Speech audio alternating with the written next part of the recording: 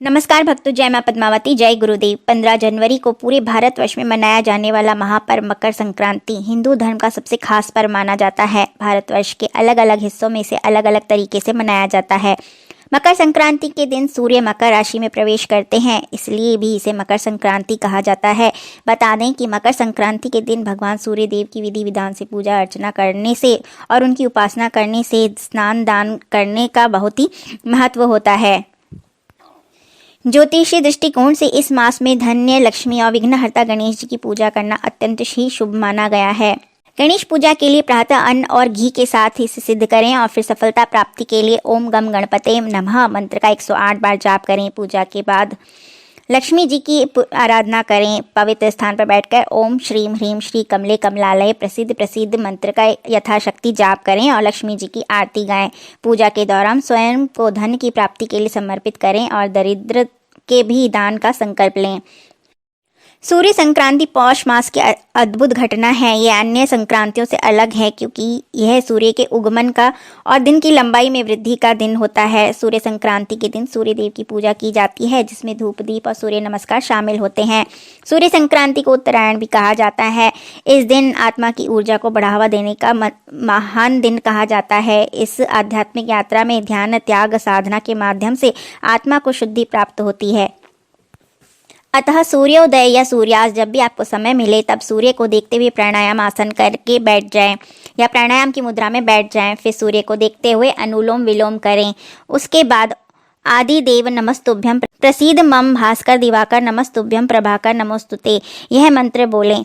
इसका आप यथाशक्ति जाप कर सकते हैं। उसके बाद फिर से अनुलोम विलोम करें और आंखें खोलकर सूर्य देव को खुद से कनेक्ट करते हुए प्रार्थना करें। यह क्रिया लगातार 21 दिन तक करने से आपको गजब का आत्मविश्वास महसूस होगा, साथ ही सूर्य भी बलवान होगा।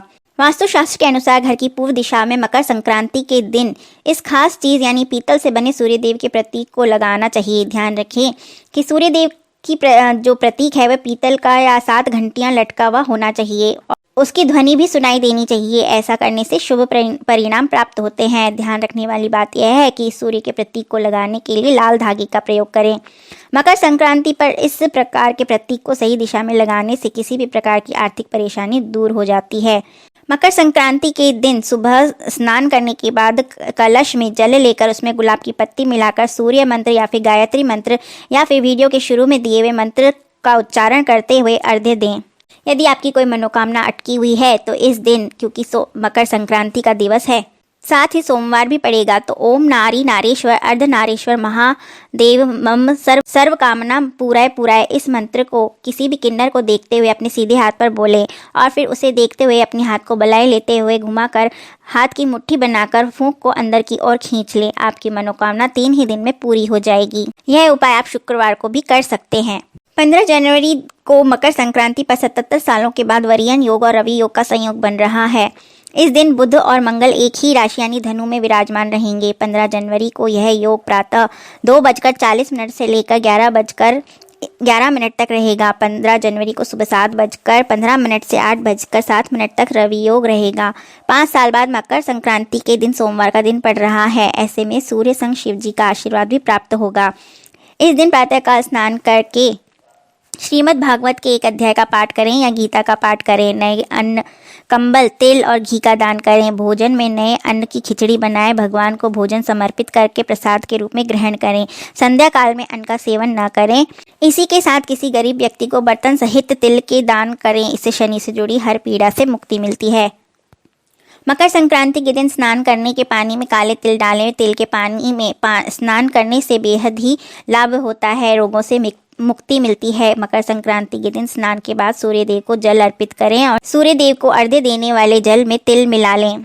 इस दिन कंबल, गर्म कपड़े, घी, चावल, खिचड़ी, तिल का दान करने से गलती से हुए भी पापों से भी मुक्ति मिलती है और जीवन में सुख समृद्धि आती है। इस दिन पितरों की शांति के लिए जल देते समय उसमें तिल अवश्य डालें और पितरों की आत्मा की शांति की कामना करें। अगर आर्थिक रूप से कई समस्या आ रही हैं तो सूर्य यंत्र की स्थापना करें और सूर्य मंत्र का 501 बार जाप करें।